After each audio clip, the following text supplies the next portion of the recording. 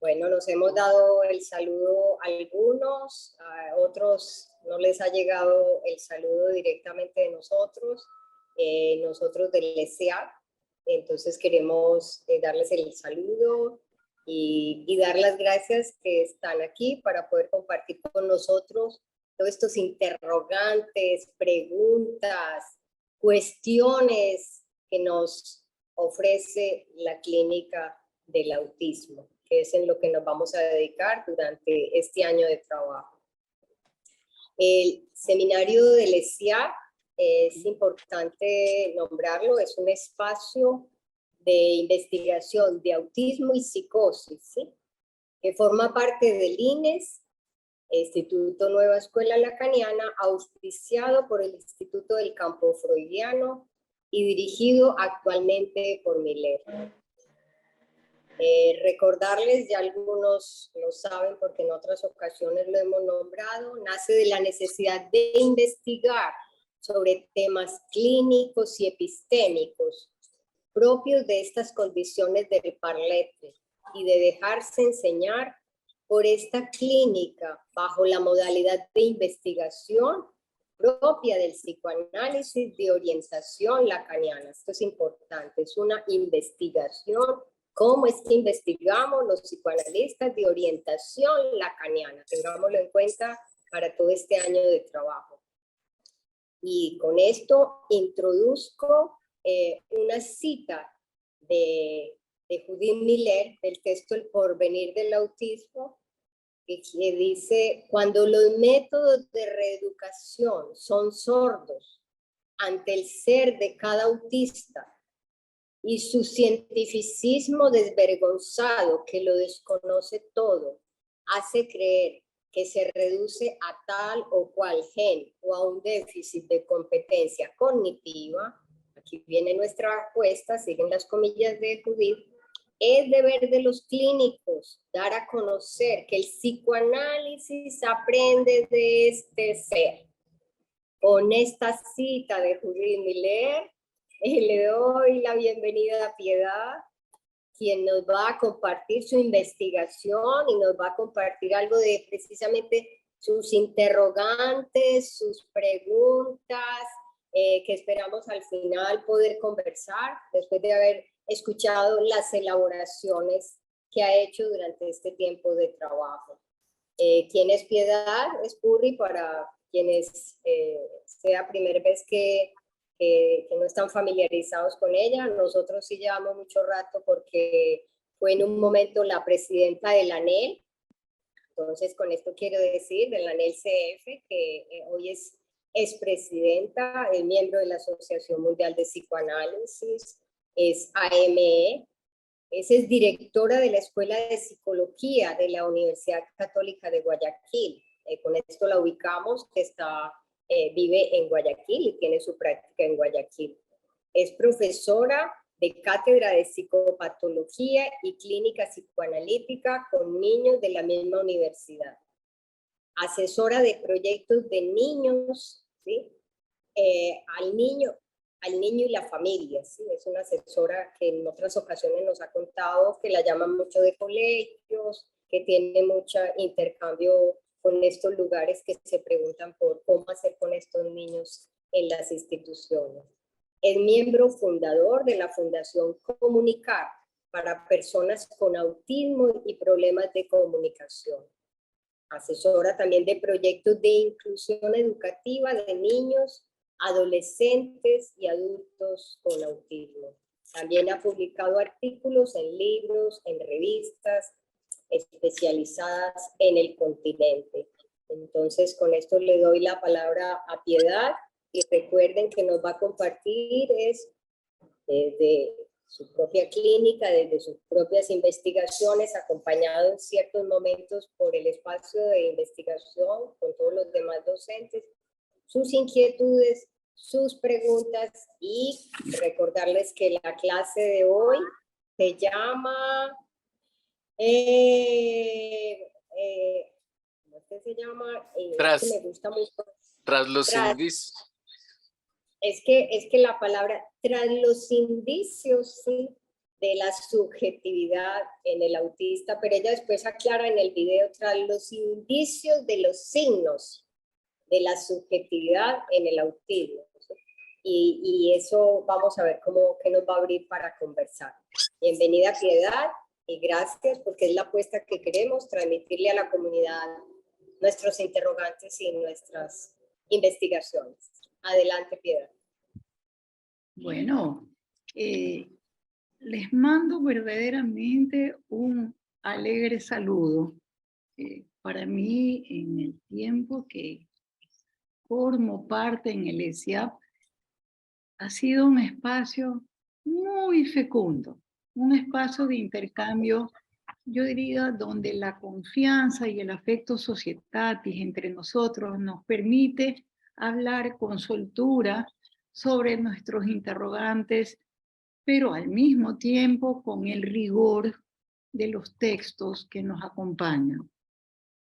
Intentaré, por eso, al tratarse después de la estupenda conferencia inaugural de Iván, dar una especie de panorama, pero que va a ir como tomando esas pequeñas muescas de el primer momento en que nos encontramos con un autista. Por eso es que le puse como un nombre que tenemos que ir dócilmente, lo pongo ahorita, tras los indicios de los signos de la subjetividad en los autistas. Esto quiere decir que hay una subjetividad. Ahora nuestro interrogante es cómo es esa subjetividad, porque con eso es con lo que tenemos que vernoslo en nuestra experiencia con ellos, ¿ya? Pero quiero decirles que una frase de Miller me conmocionó mucho, porque de todas maneras, si vamos tras los indicios, ¿ya?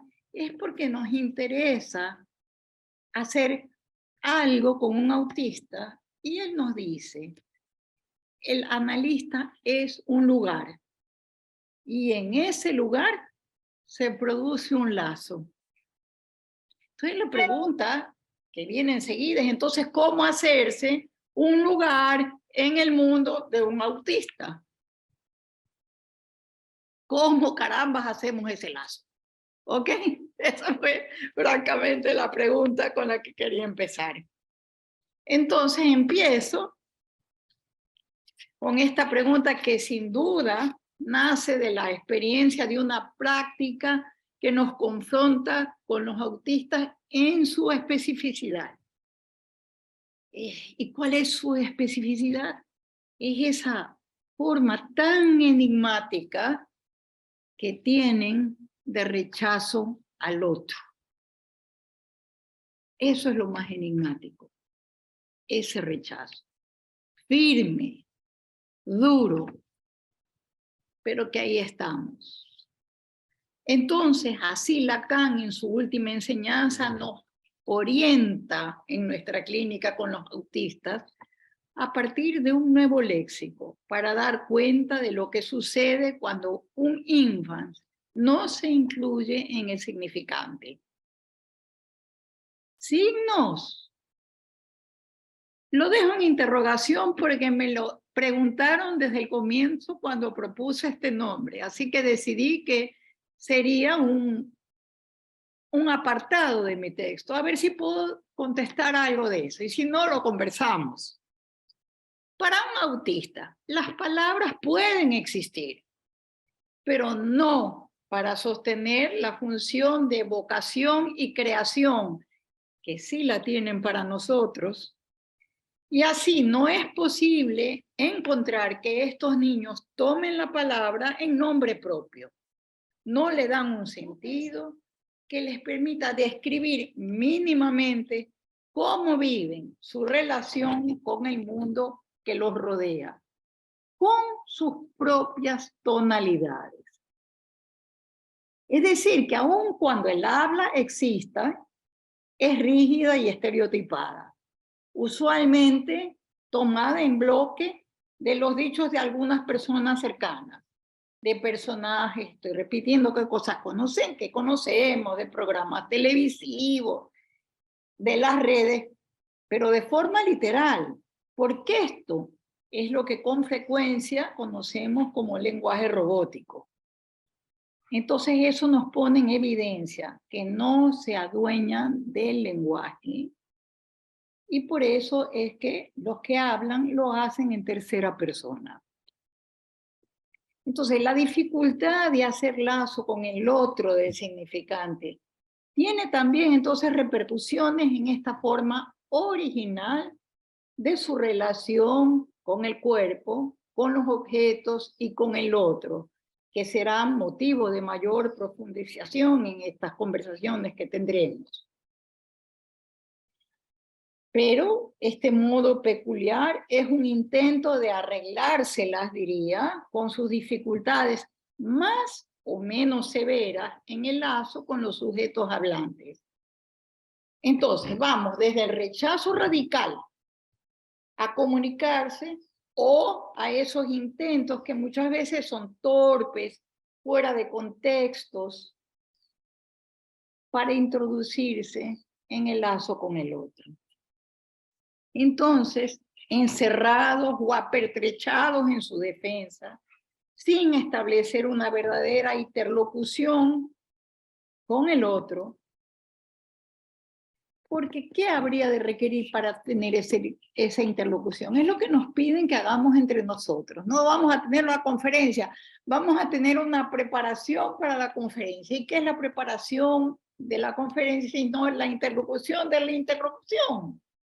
Y cuando yo hablaba con mis colegas de Guayaquil, era la interlocución de la interlocución de la interlocución. Si se dan cuenta, ir y venir, ¿ya? Entonces, ¿qué es lo que sucede? No aparece lo que nos tiene aquí a nosotros juntos a estas horas.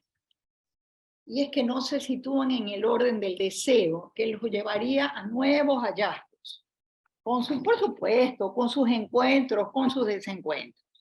Es por esto que decimos que el autismo es del goce. Es la manera más sencilla como yo encontré para explicar esta frase enigmática. El autismo es del goce. Así, en nuestra práctica, esa que nos muestra cómo los autistas resisten a la operación de sustraerle al cuerpo un fragmento de goce, que por supuesto introduzca en ellos la falta, que los llevaría a buscar algo en el otro. Y como no se cede ese pedacito, por decir así, entonces no se inscribe en este circuito de la demanda y del deseo, que es lo que nosotros hacemos en este rato. Eso es lo que no pueden. ¿Ya? Entonces nos vamos a encontrar con una paradoja. El sujeto, en efecto, está afectado por el lenguaje, por ese lenguaje instituido, por eso lo pueden repetir muchos, el lenguaje establecido, pero rechaza, depone su institución. Nos vamos a encontrar entonces con algunos signos, otros podrían decir cierta evidencia que afecta a su subjetividad.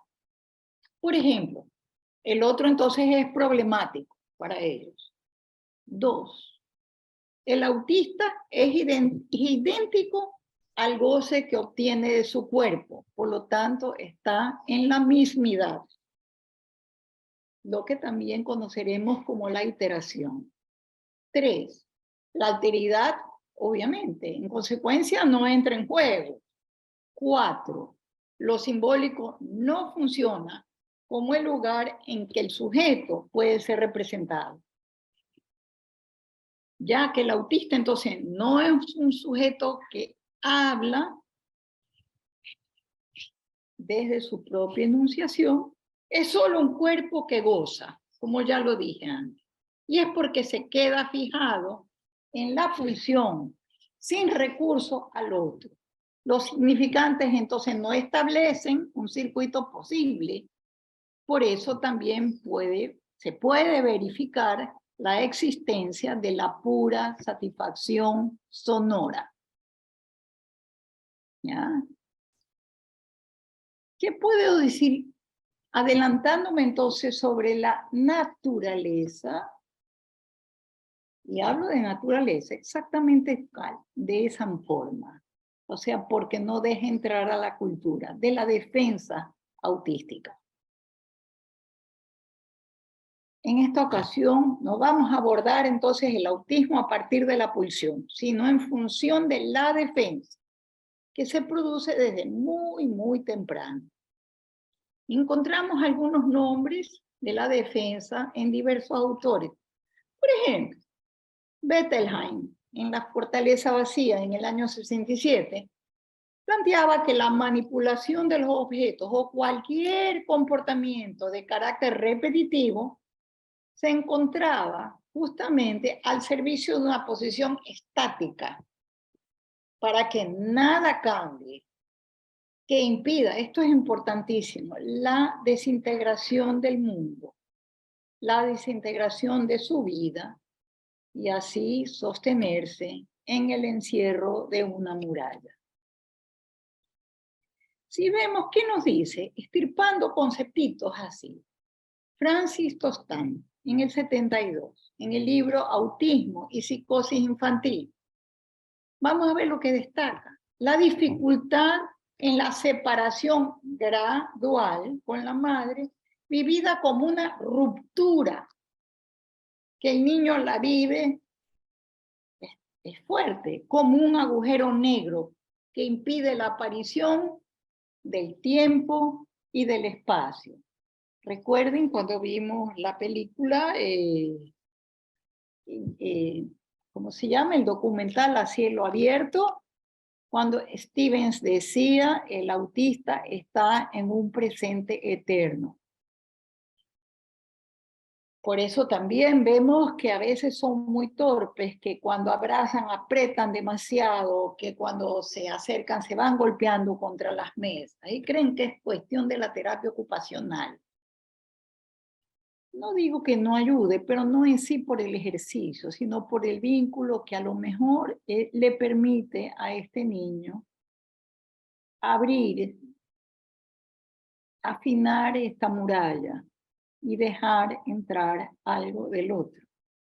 Entonces, una de las maneras que estos niños, cómo estos niños van a intentar ordenar el mundo, es vía el encapsulamiento, dice el tipo crustáceo, o esa armadura aislante que los protege de los estímulos del exterior. Vemos que cuando la muralla se fragiliza, se tapan los oídos, palmotean para de alguna manera hacer presente que hay un límite allí donde la sonoridad y el movimiento del cuerpo le permite ver, porque todos miran, que el resto queda estático. También asevera Tostan de la existencia de un autismo secundario, donde predomina, y esto es interesante porque a veces nos confundimos entre el autismo y la psicosis infantil. Él habla de la confusión del pensamiento, indiferenciación con los objetos, desintegración del cuerpo, confusión y miedo. Por eso es tan delicado, ¿ya? Poner diagnósticos tan fáciles. ¿Por qué no dejarnos guiar justamente por la transferencia para leer los indicios como les propongo hoy? Laurent avanzará en los desarrollos de Tostan para plantear que ese encapsulamiento puede ser elástico. Ahí viene lo optimista. Que puede, optimista, pero déjenme decir, Laurent es un realista. Ya van a ver. Puede ser elástico. Que eso puede desplazarse aún cuando configure de todas, una burbuja de protección frente a las manifestaciones del otro. Ven que es un optimista, pero es un realista. El goce retorna, como todos sabemos, sobre el borde, que se convierte en una neobarrera corporal. Pero es interesante porque hay la producción de la neobarrera, que es bastante, que no se apoya en la superficie corporal. Entonces, miren, es una defensa más porosa, no es una muralla. Admite algo del otro. Ya vamos a ver cómo lo admite, ya la operación va después. Pero en tal caso les digo, admite algo, ¿ya? Pero lo interesante es que de todas maneras esta burbuja no se confunde con el cuerpo. Entonces, por eso puede ser más flexible también. El encapsulamiento lo va a decir, es ya una respuesta del sujeto. Miren que ya aquí habla del sujeto. Esto es lo maravilloso de la contribución de Lorán en este rato, que nos sitúa en sus textos el nacimiento del sujeto cuando se construye el neoborde.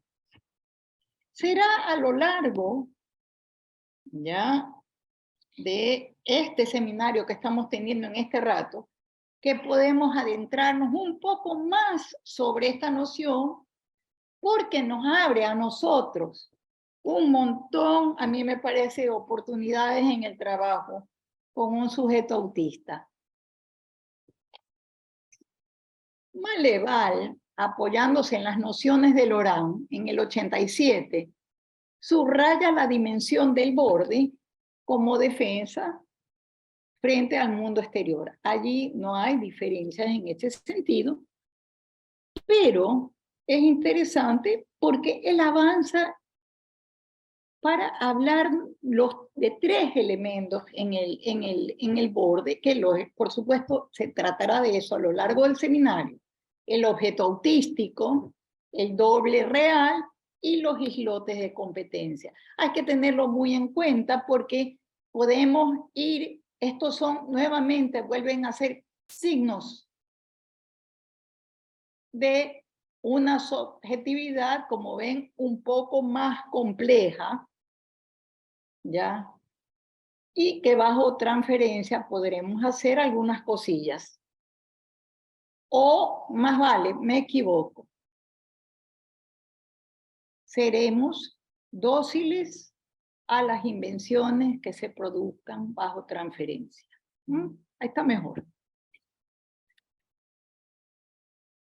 Es decir, cuando nos dejamos orientar por la transferencia. Y es ella la única que nos permite entonces crear un espacio de intercambio entre el sujeto y el otro. ¿Por qué? Porque entonces este intercambio ya no es tan amenazante, ¿ya? Y como es menos amenazante, la defensa autística se afloja un poco. Ahora estoy hablando en términos criollos, pero bueno, esto lo dice Lorán. O Maleval dice como un nuevo modo de tratamiento del borde autístico, ¿no? Entonces pongo las dos acepciones.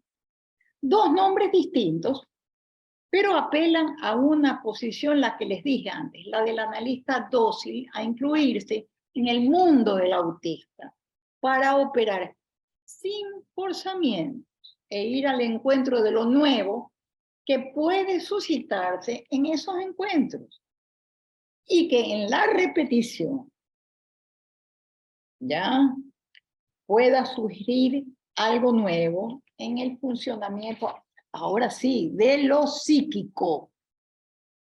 Entonces, cuando nos ponemos a pensar, ¿qué puede ser? ¿Qué difícil puede ser para un autista ceder la voz? Algunos testimonios nos lo dicen. Por ejemplo, alguien decía, que había vivido con mucha angustia. Es que lo sentía como que había perdido una especie de sustancia, algo se le escapaba. Daba la impresión de cuando lo contaba, de que era algo afín como a una mutilación. Él mismo dijo en otro momento que era como si temía que se le vaciara el cerebro. Así, decía un paciente, de pequeño sabía que podía hablar, entonces se llevarían mis pensamientos. Curiosamente, hoy escribe libretos sobre historias fantásticas.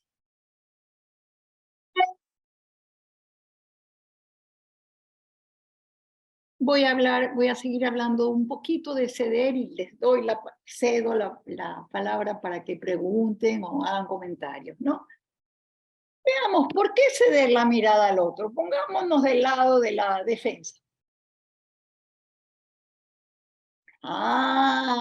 Porque la mirada es el fundamento de entrada en una relación que implicaría al sujeto autista implicarse con el otro. Por eso los autistas miran, eso es lo que dice Malleval. Pero ¿cómo miran? De barrido. Miran, pero no hay un encuentro de miradas.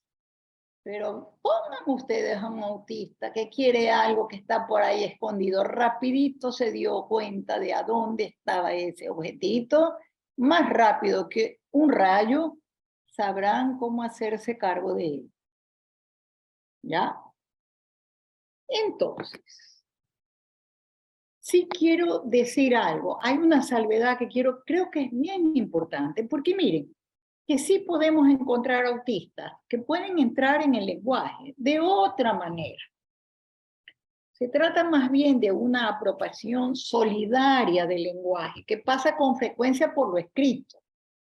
Entonces hay unos que escriben antes que hablar y algunos que escriben sin hablar. Hay algunos que leen muy pronto. No hablan. No hacen entrar la voz en el intercambio. Las palabras entonces, escuchen, son una segunda lengua. Las imágenes lo preceden. ¿Y por qué? Porque las imágenes son menos inquietantes. Uno ve el signo de McDonald's, es así. No se mueve. Está siempre allí. ¿Qué tal si empezaría ahí? Intentar acogerlo al niño. Es que los humanos somos impredecibles, pero las imágenes no. Es por esta razón que a algunos autistas les viene bien los métodos de comunicación asistida. Y que, aun cuando usan el lenguaje, traten de establecer un ordenamiento a manera de directorio.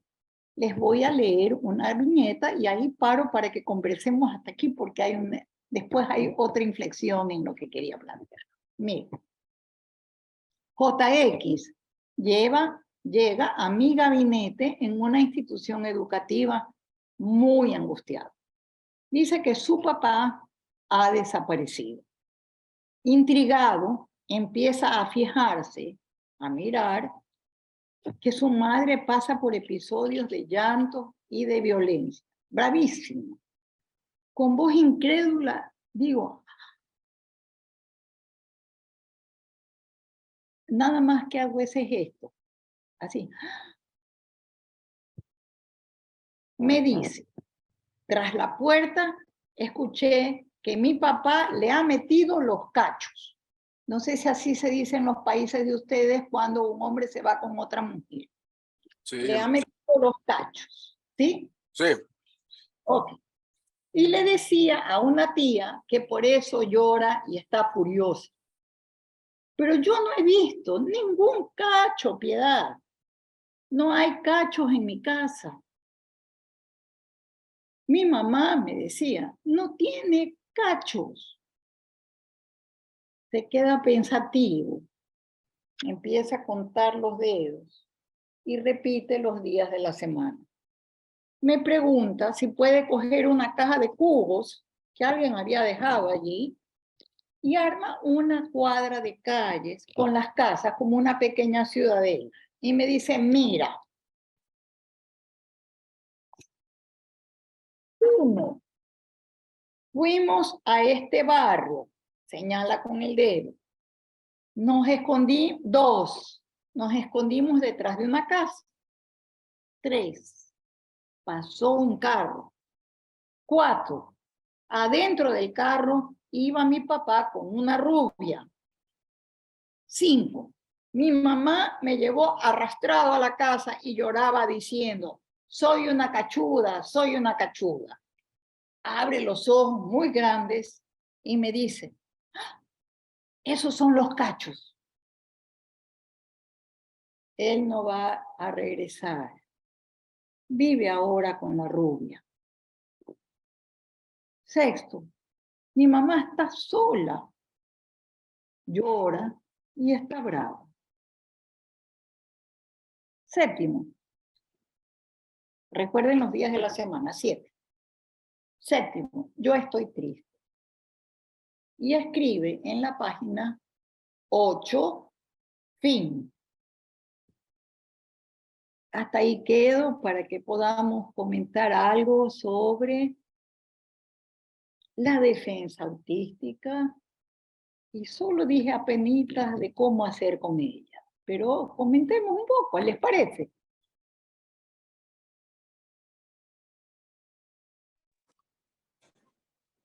Bueno, gracias, Piedad.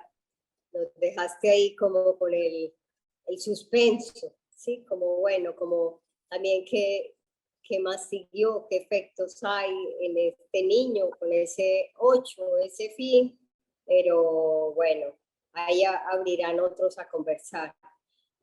Yo quisiera retomar algunas cositas, ¿sí? Vale. A ver si hablemos, sin olvidar que nos amplíes después un poquitico más de este niño y de esos 8, porque esa elaboración que hace a través de ese juego me parece como importante. Poderla abrir en su momento, veremos.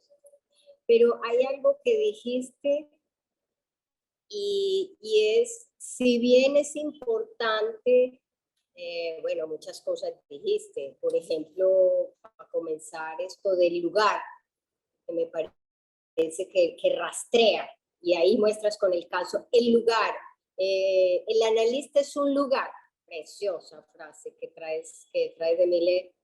En ese lugar se produce algo. Bueno, ¿cómo hacerlo? Pero el caso ilustra algo de ese lugar, que me parece muy bien.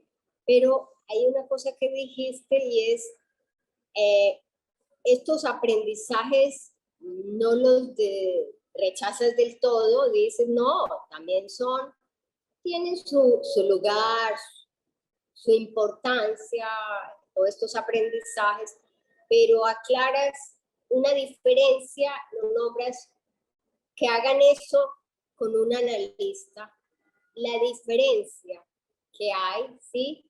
De así sea el tiempo, el espacio o otros aprendizajes, pero nombras algo ahí en donde hay una diferencia, y ahí traigo el lugar, el analista, pero abrir un poquito eso ahí para ver cuál es como la diferencia entre que acompañe a alguien desde lo conductual o desde aprendizajes, o que eso lo hace ese niño a través del encuentro con un analista.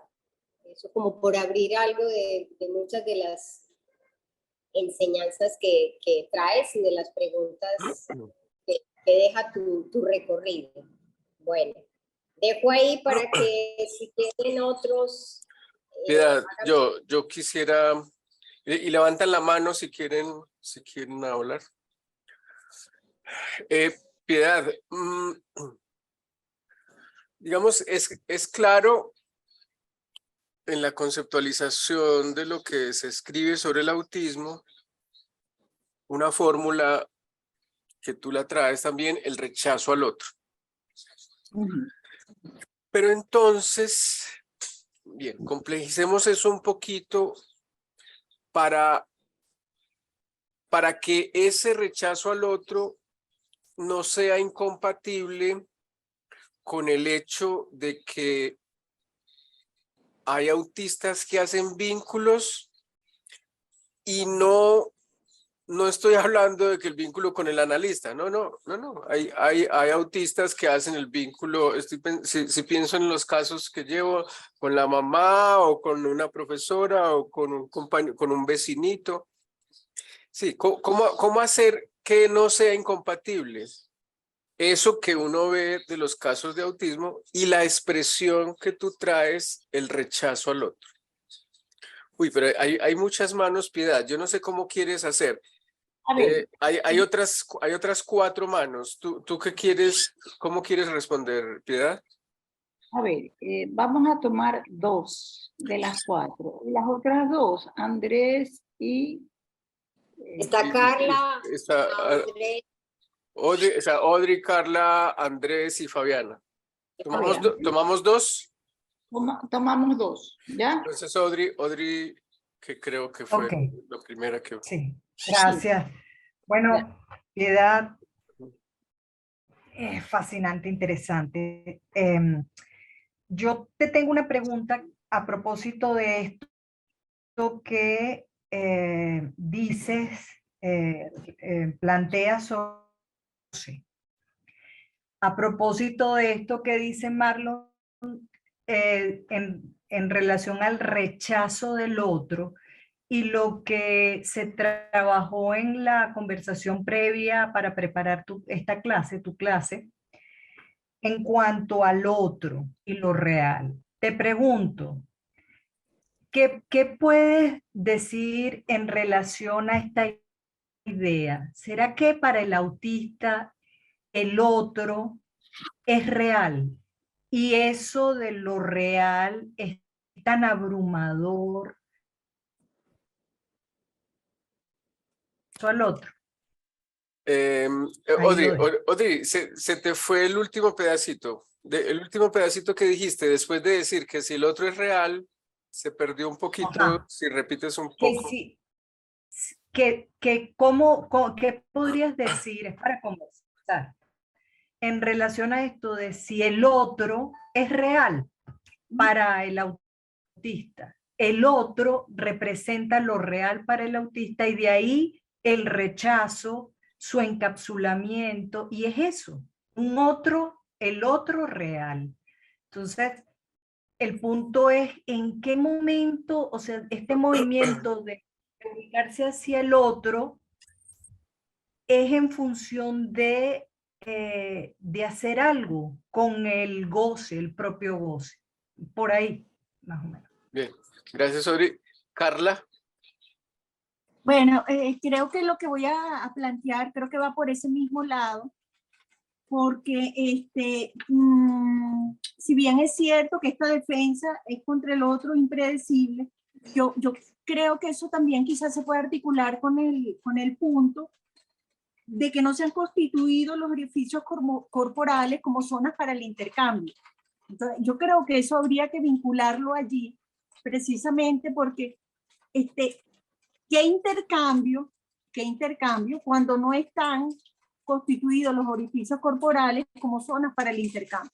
Es allí donde viene la propuesta de que ya que no están, hay algo que hay que fabricar, que es lo que Piedad decía en relación al neoborde, ¿no? Pero bueno, no sé si Piedad puedas extenderte un poquito para articular esas dos cosas, ¿no? El otro amenazante, por tanto hay un caparazón y no hay sesión como tal, sino que toda sesión en ellos es como una extracción, una automutilación, precisamente porque no hay zonas de intercambio corporales como tales, ¿no? Bueno, dejo hasta ahí. ¿Ya? Bien, Piedad. A ver, creo que hay 2 preguntas dirigidas a mí, una dirigida a Marlon y otro a Marlon y a mí. ¿Ya? Me plantearon el lugar del analista y como yo habría entendido en su diferencia con el rehabilitador. Yo hablaría no es solamente el lugar del analista. Puede ser, en efecto, un profesor, alguien que esté orientado por el psicoanálisis.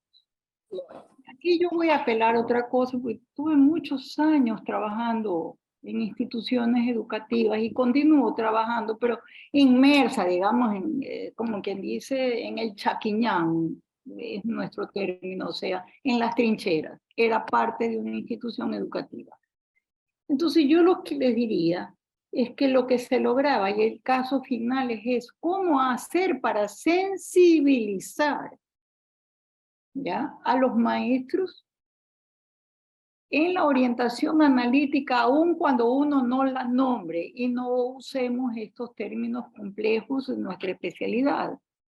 Cómo encantarlos para que miren de otra manera, es decir, que se saquen la pantalla de su fantasma, de querer hacer el bien, con eso terminaré la conferencia, ¿ya? Moviendo algo de ese querer hacer el bien, ser el docente, el que enseña. Hay escuelas pedagógicas que no se ponen en esa posición. Toman en cuenta la dimensión del sujeto desde su propio léxico. Hay un libro muy antiguo de Ginette Michaud que analiza justamente las experiencias pedagógicas paradigmáticas para cuestionar cuál de ellas justamente hicieron uso de la transferencia para que los sujetos, ya que eran alumnos de esas instituciones, pudieran encontrarse más con su deseo de aprender. Entonces, obviamente, como hablamos de la transferencia, no podemos decir que con lo que nos encontramos es quién encarna ese otro para el autista. Y siempre trabajar con esos otros que, orientados o no por el psicoanálisis, puedan entender, y yo aquí voy a usar, que es más eficaz a lo mejor situarse desde los signos que él muestra, por ahí abrir una rendija, como yo converso con ellos. Entonces diría, el lugar del analista, el que se sostiene a rajatabla constantemente, solamente en ser enseñado por lo que muestra el otro, el niño autista en este caso, ser enseñado por el autista, requiere que uno también se haya librado de sus propios ideales, de sus propios fantasmas. Es lo más deseable, pero vivimos en el mundo y entonces lo que nos queda es transmitir que en la posición del rehabilitador, entusiasmarse para que habiliten de alguna manera al sujeto y que más rápido el chico va a colaborar con ellos. No sé si eso contesta, es una manera muy criolla, por así decir, de explicar ya la diferencia entre el rehabilitador que impone y el rehabilitador que, sin dejar de hacer lo que le toca, tiene una empatía con estos signos que el niño le dice y aprovecha de ellos para construir algo. En su área específica, obviamente, ¿ya? Entonces eso puedo contestar en torno al lugar del analista y al lugar del rehabilitador. Al final voy a hablar de la educación y los ideales y lo difícil que es entonces participar en una comunidad que viene de otro discurso y que vamos a tener que sensibilizarnos a los discursos de ellos y también a la inversa, ellos sensibilizarse a la dimensión del sujeto que habita en el autista, como lo dice Lorán. Eso contestando la primera pregunta. La segunda, o es un comentario, no es una respuesta. ¿Será que para el autista el otro es real? Sí. Si la defensa está muy alta, en efecto, está solo en lo real.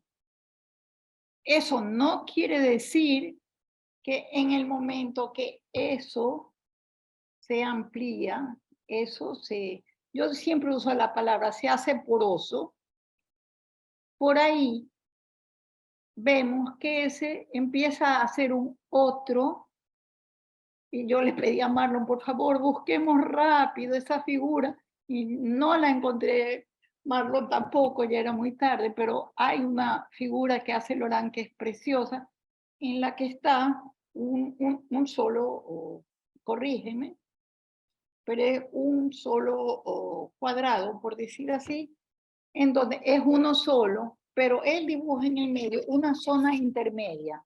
En esa zona intermedia, que es el neoborde, se sitúa el analista y el autista. Así es como lo puedo explicar. Ese otro que no es el otro que queda solo en lo real. Hasta ahí me quedo en las respuestas que yo puedo dar, y adelante, Marlon, que te mandaron 2 a ti. No, Piedad, no, yo creo que no creo que no es lugar para que yo hable. Yo no sé, Piedad, ven, yo te pregunto una cosita logística. ¿Tú tienes otro tramo para leer de tu clase? O damos, Es 3:54, tengo 6 minutos. ¿No? Es así. No, tenemos, yo creo que es hora y media todo el espacio, hora y media. Yo quería dar una clase de 1 hora y media hora para la conversación. El asunto es que como comenzaste ya la conversación, No, entonces, ahora, por eso yo planteé cuando paré que como voy a entrar a otro ámbito, separaba 15 minutos ahorita para comentar sobre esta parte y ok, 15 minutos para después. Me ya, disculpo. no, está Eran bien, demasiados, una lluvia de conceptos claro. que íbamos a perder algunas cosas. Entonces dije, Bueno, parto, conversamos un está bien. poquito y vamos. Está bien, entonces la pregunta directa es, ¿vas a seguir leyendo o le damos o damos la palabra, o la palabra que tenemos levantada la ponemos al final? Para la próxima vez, Listo, exacto. listo. Son las 2 primeras de la Ok, próxima vez. Fabiana y Paula, esperamos un momentico que Piedad vuelva a tomar la palabra. Dale, Piedad, ánimo. Bueno, entonces, retomando el punto de aquella frase que nos trajo Lacan cuando fue a Venezuela. Mis 3 no son los de Freud. Les lego, no fue así exacto, pero les traigo los míos, se los lego para que puedan orientar su práctica. En esa época no entendía nada, pero hoy voy a hablar de esos 3 de Lacan que orientan nuestra práctica con los autistas. Me voy a acercar un poco a eso.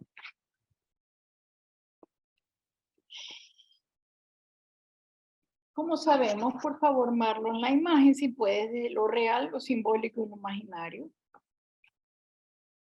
Marlon, ¿andas por ahí? Ok.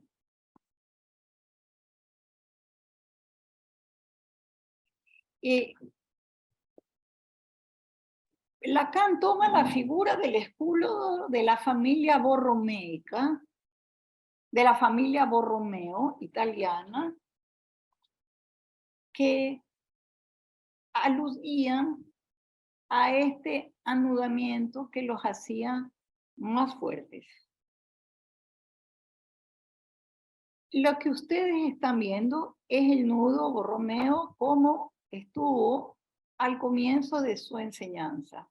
Es el nudo clásico, el nudo de la familia Borromeo, que como ustedes ven, no se puede desarmar. Si se desarma uno de los 3 registros, salen disparados todos.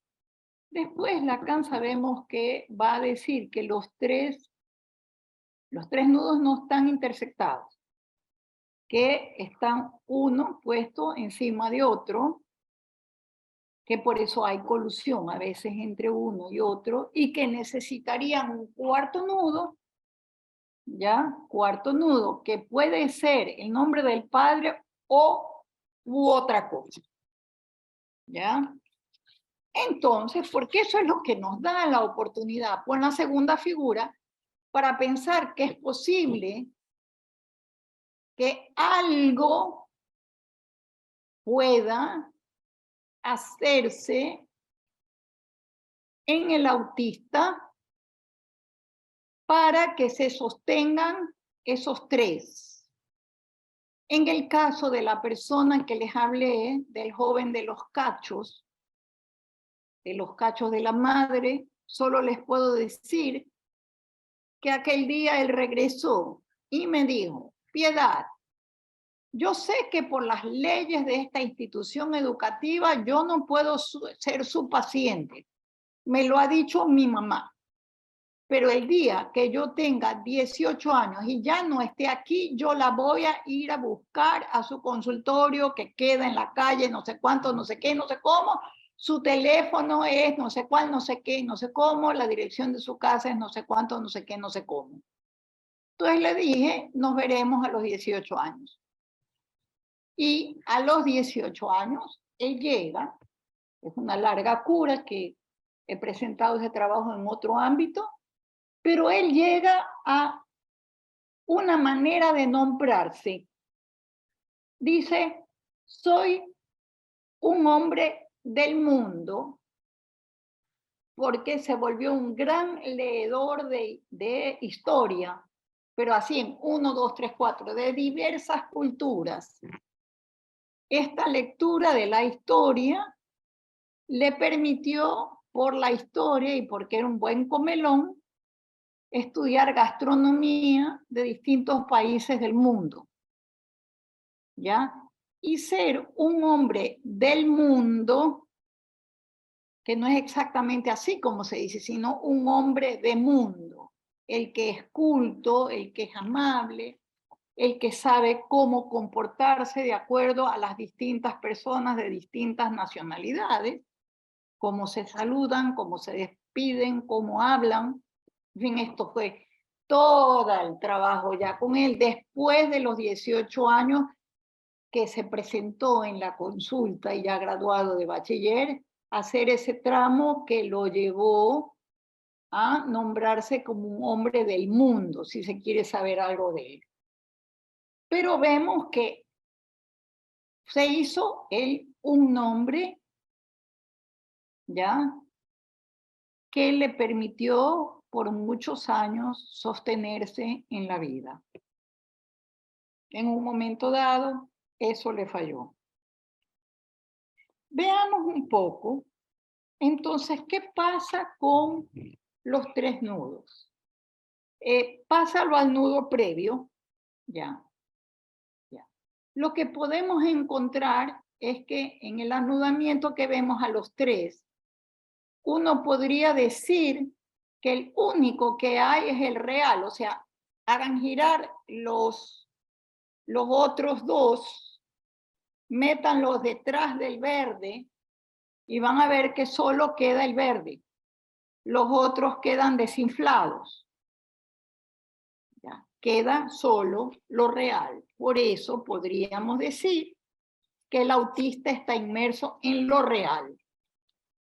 Y a falta de mayores recursos para hacer con esos desarreglos, por eso todos esos indicios terribles de los que les hablé al principio, se entienden desde aquí porque él está inmerso en lo real. Es decir, si bien es cierto, existe lo simbólico, existe lo imaginario, pero no para él. ¿Sí?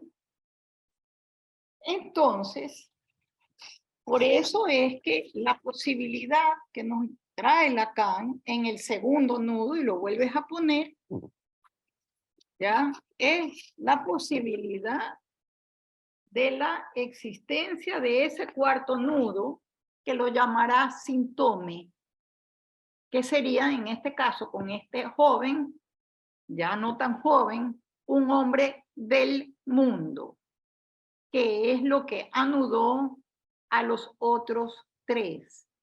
Y al anularlo, fíjense ustedes que toman consistencia también los otros dos. ¿Sí? Entonces, esto es lo que nos abre la vía para pensar que hay algunos modos para neutralizar los efectos de un goce caótico que inunda al autista a falta de esa unidad posible, ¿ya? Es decir, que puede haber anudamientos también parciales que permiten ciertos desarrollos en ciertas áreas para uno y para otro. Pero hay algo que se podrán dar cuenta que itera en ellos. Algo queda ahí de esa iteración. Esto respondiendo algo a la interrogante de Marlon. Entonces, la pregunta que cabe hacerse, que cae de su peso, es cómo orientar nuestra política bajo transferencia cuando el otro no se ha instituido. Por favor, ahora sí puedo poner la cámara. ¿Cómo construir entonces ese lazo transferencial cuando la apertura al otro no existe? O cuando es variable también, que se vuelva un otro feroz a un otro. ¿Qué más vale, Marlon, si a ti te parece, es una posibilidad de pensar de algunas de las personas con las que tú tratas? ¿Qué más vale la respuesta? Te la puede dar Maleval, en el sentido del doble, ya, algo o alguien que le hace de doble, y también de los intereses específicos de un borde dinámico, como pasa con JX, con toda la historia y la gastronomía, que le permitía una relación bastante fluida. En el único lado en que no le terminaba de fluir era en el amor. Y es lo que yo presenté en aquel paciente en el ESIAP la última vez, de este chico que trataba de explicar a toda costa, haciendo que yo escriba una suerte de fórmulas de la sexuación, pero que a él, bueno, se le atascaban. Bueno, a todos se nos atascan, pero a él más. Cuando decía las mujeres, no se entiende a las mujeres, ¿ya? En tal caso, volviendo al punto, ¿ya? Entonces, que podemos decir que en efecto lo que podemos hacer es que a través del lazo transferencial se produzcan ciertos, y yo insisto, en esta porosidad a tal punto que Maleval dice en un momento dado que es posible que a lo mejor hasta eso se borre. Todavía no me es tan evidente en mi clínica que eso se logre totalmente. Creo que saben cómo funcionan y adaptan el mundo para que ese punto de imposibilidad no se les presente, como alguien que solamente decidió que trabajaba como ingeniero mecánico en el turno que va de las 8 de la noche a las 8 de la mañana, lo cual le impide encontrarse con mucha gente de noche y al mismo tiempo no tiene que encontrarse mucho con su familia. Pero le va muy bien, dice, en la vida. Bueno, es un arreglo. Y puede ser una persona amable, educada, pero por ratitos. Pero se inventó una vida donde no tiene que hacer uso de esas otras habilidades, por decirlo así. Se le hace muy difícil en el momento que tiene un hijo psicótico. Entonces, el arreglo le tambalea por responder algo de cómo yo, todavía no he encontrado a uno que haya quedado sin ningún signo de autismo. No. Les digo, yo no. Pero es probable que sí. ¿Ya? Bien, entonces, vamos a ver cómo hacemos para abrir ese lazo transferencial. ¿Ya? Lo que es evidente siempre que para abrirlo es no tomarse nunca el significante por el lado del sentido. Estemos pendientes el uso idiosincrático que él hace del significante. Si asumimos que la transferencia convoca al otro, en tanto convoca el lugar del significante, habrá que intentar reproducir bajo transferencia una satisfacción. Y creo que la salida va por ahí, Marlon, a ver si nos ayudas, que realice una pérdida de goce. Es decir, algo que realmente ellos estén dispuestos a hacer una apuesta que les abra la posibilidad, ¿ya?, de una pérdida de goce.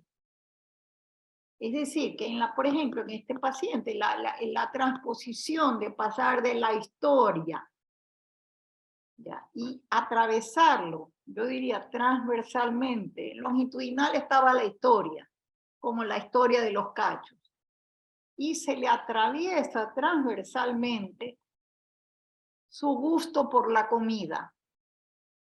Entonces es una comida histórica. Y entonces eso le dio la oportunidad para hacerse un porvenir de chef. Es la única manera que quien sabe pueda decir cuál sería una operación posible con un autista, ¿ya? Si es que bajo transferencia se puede lograr una satisfacción que implique que ha renunciado a algo.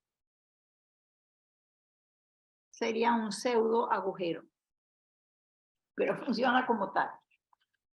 Hasta ahí termino mi intervención. ¿Y cómo andamos con el tiempo? Bien, muy bien, Piedad. Nos quedarían casi que 20 minutos para conversar. Ya, yo creo que vamos a conversar y el caso que preparé lo para una segunda vuelta porque ya presenté una viñeta y un corto caso y las preguntas para eso es esto.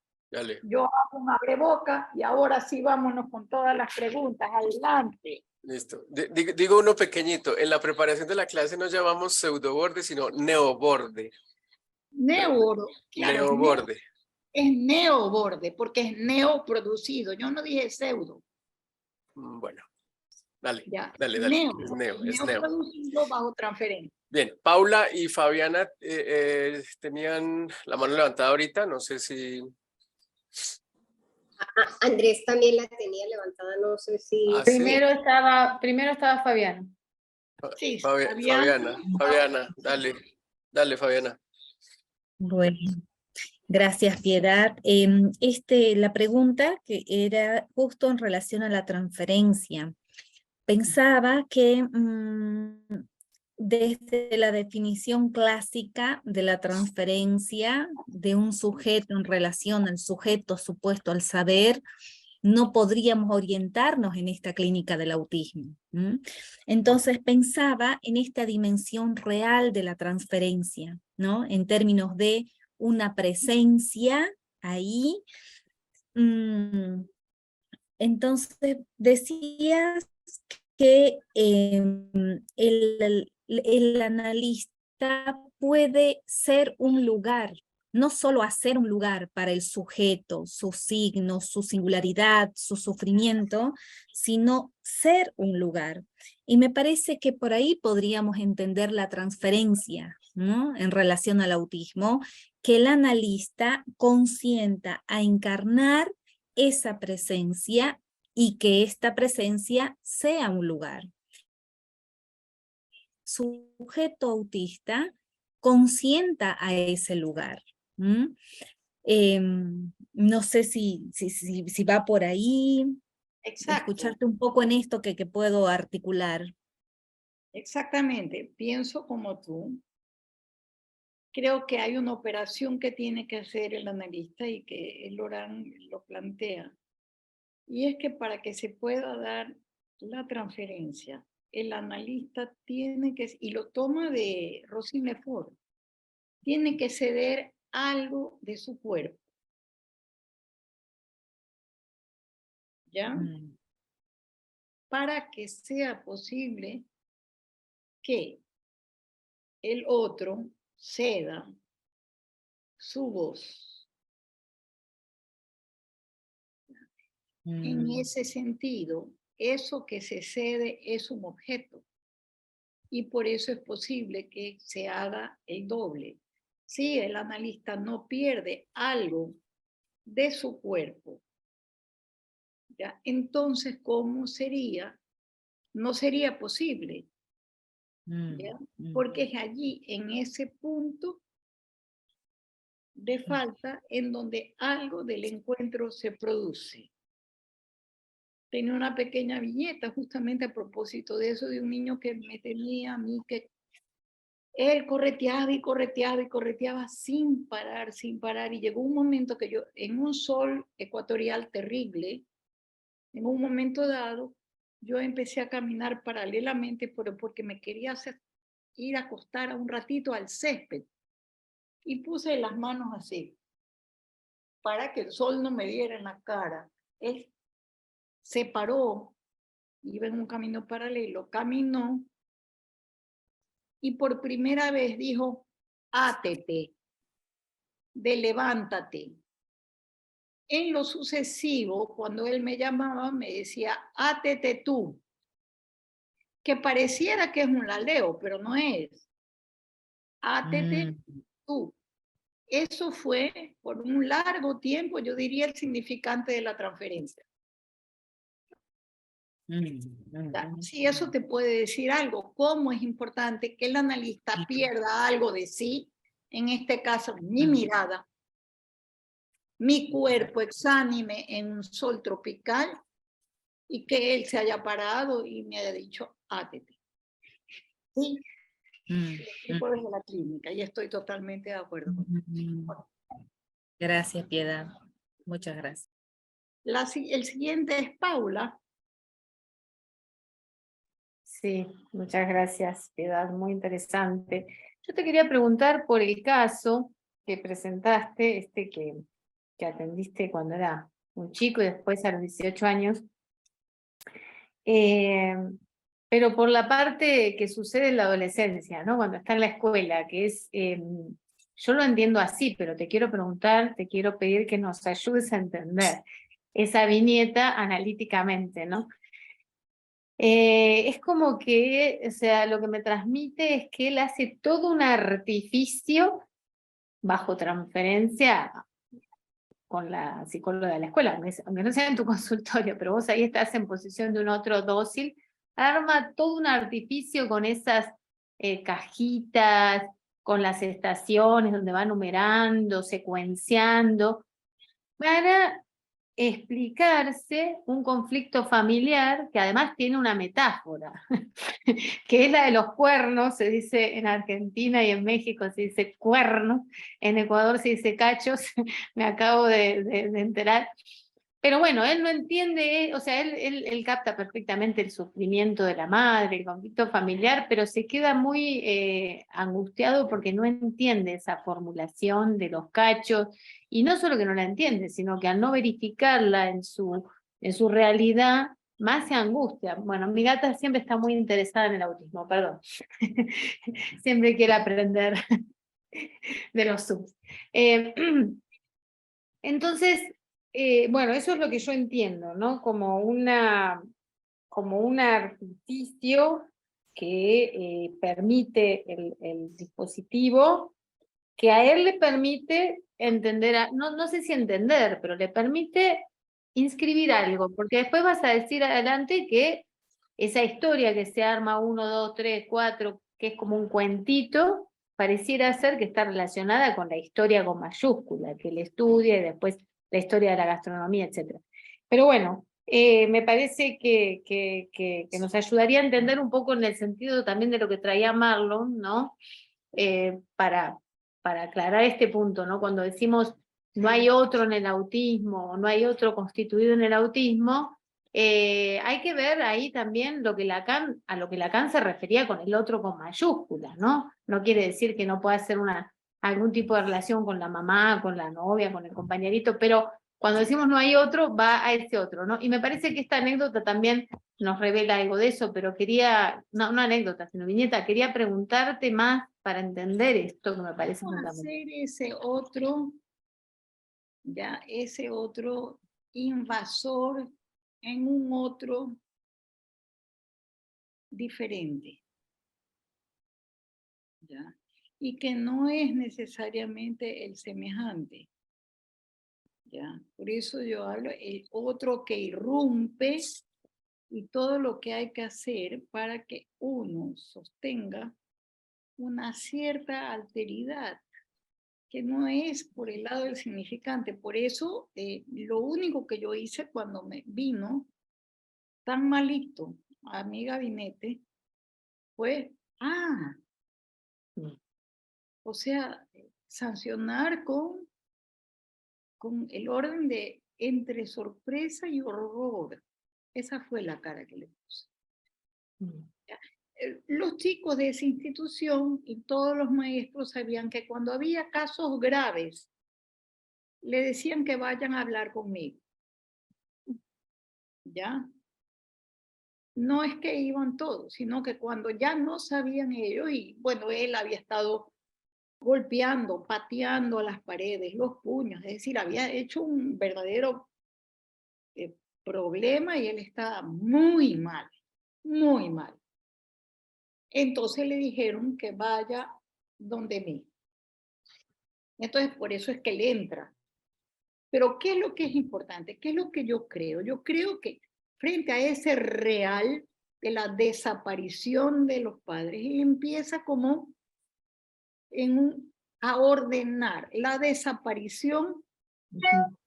Y otra cosa que estaba pasando, y es que la madre estaba sumamente violenta. Pero ustedes no se imaginan la violencia en la que esta madre podía incurrir. Podríamos decir que da que el padre desaparece realmente para él, o sea, que el padre se vaya con la rubia, no sé qué, es como eso y la violencia de la madre son... Apareció porque la madre le puso un juicio para que mantenga 2 metros de distancia y que solo que pudiera, estaban en el lío de que solo pudiera visitarlo en una oficina que hay aquí donde los hombres golpeadores, y el padre nunca golpeaba.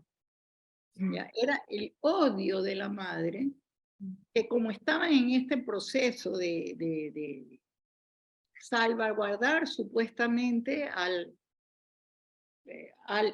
hijo y a la mujer, ¿ya? La madre del chico, ¿ya? Durante ese tiempo, y además este padre estaba muy asustado, no quería ni acercarse.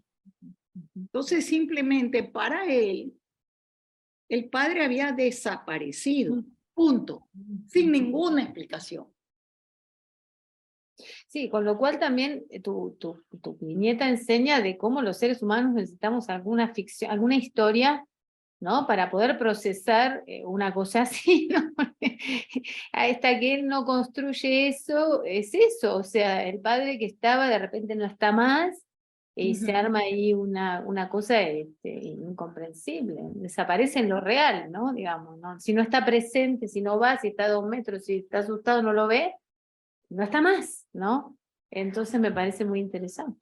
Pero algo que cuando uno lo escucha, o sea, lo habría podido hacer como teatro, lo que a él le hace entrar el cacho en la ecuación es uno, ya, se le une el tono en la que la madre, gritando y llorando, le cuenta a la pariente de los cachos. Entonces, él se arma una suerte de enigma de 3 elementos traumáticos.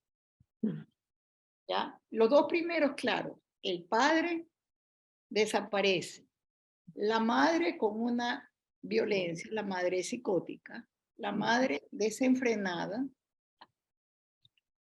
y de repente lo que él escucha es este llanto con un tono muy, muy fuerte y muy desgarrador de la madre que habla de los cachos.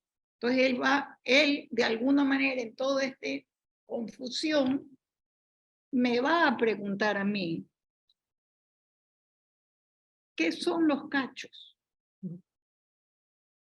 ¿Qué es esto de poner los cachos? ¿Ya? ¿Cómo que es el único medio indicio?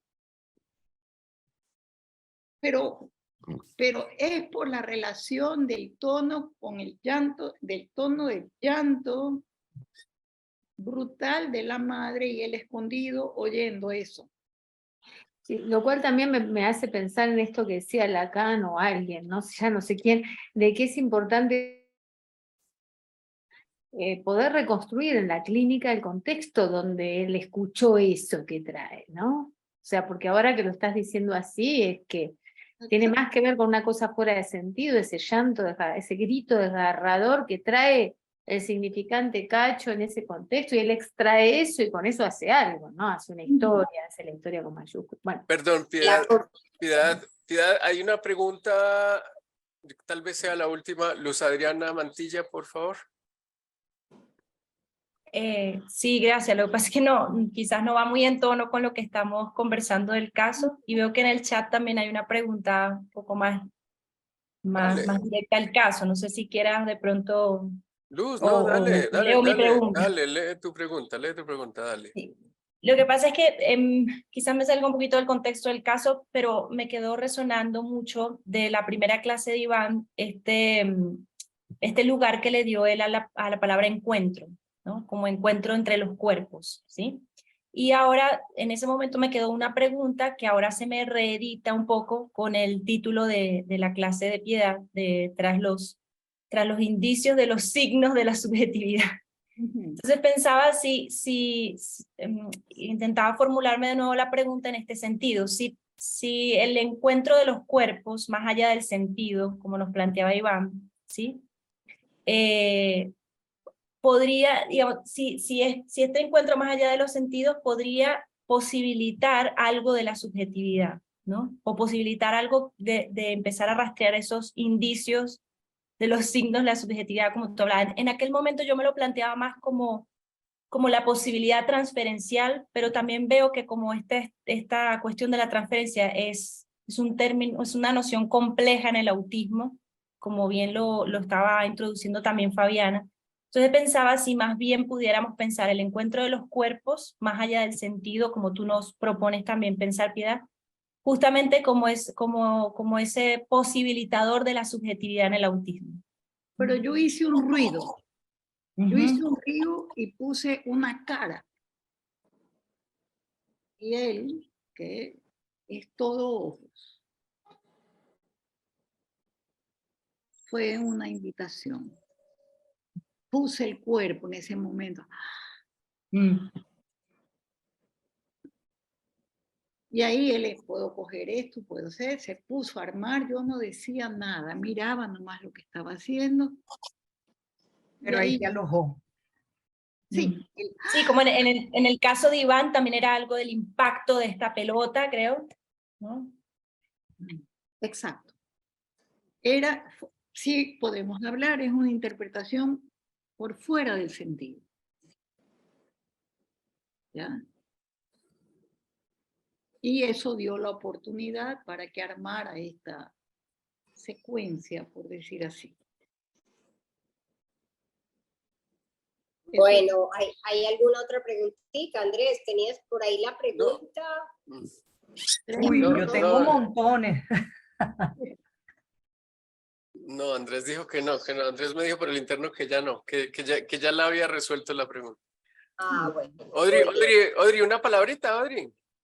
Sí, si ese gesto, Piedad, con el niño, que permite, es bien interesante, me deja muchas cosas para pensar, porque ese gesto tuyo de que es una interjección, tú dices está fuera del sentido, pero aun cuando él no lo muestre de una vez, o sí, porque empieza a armar las cajitas, cobra, se podría decir así, cobra, no sé si se puede decir así, porque uno siempre está pensando como en el lenguaje, ¿no? El sujeto, porque Antonio Di Chacha decía que el autista es alguien que sí está en el lenguaje, pero lidia con un imposible que es el del discurso, no hace discurso. Eso lo dice Antonio Di Chacha, para mí es muy esclarecedor.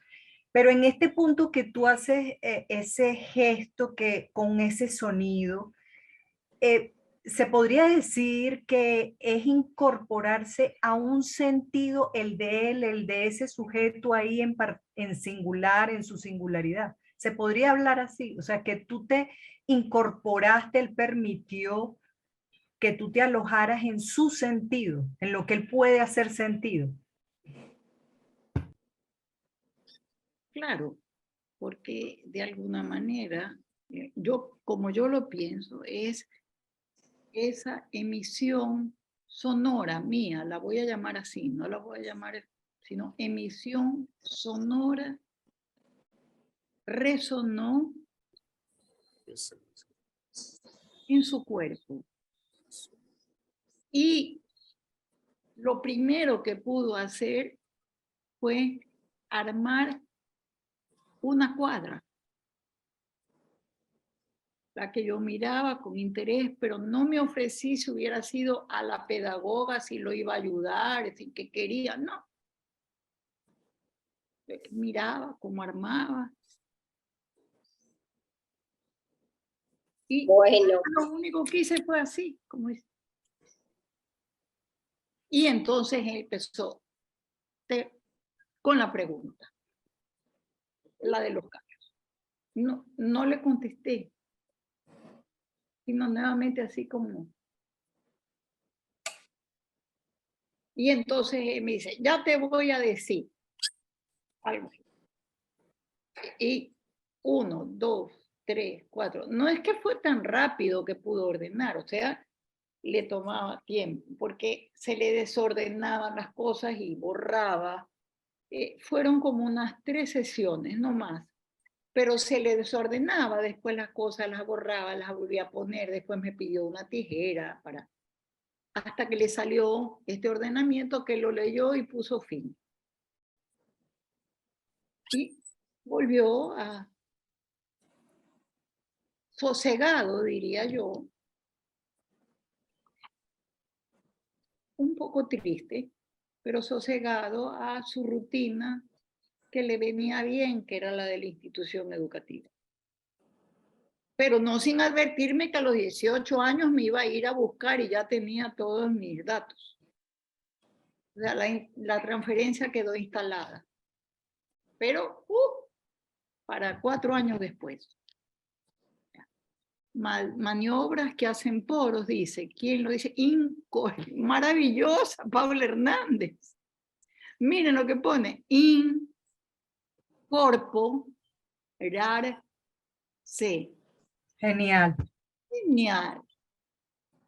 Con bueno, eso terminamos. Qué con bueno. eso